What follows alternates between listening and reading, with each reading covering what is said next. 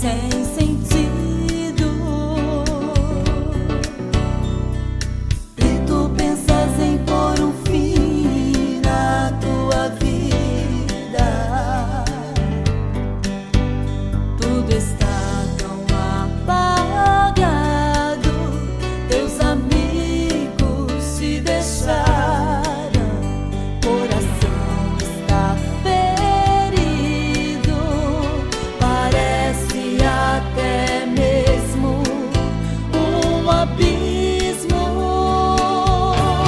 Mas é nessa hora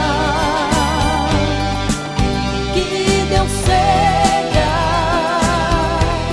e põe um fim nesta tristeza, muda o quadro da tua vida e cicatriza toda a chaga em teu viver.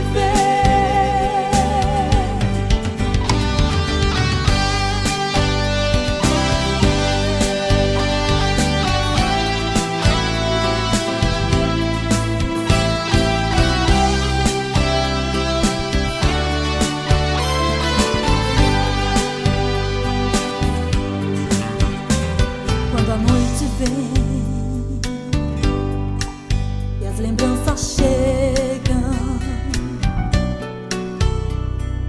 e martirizam tua alma ferida,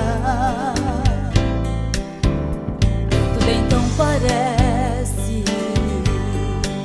um grande abismo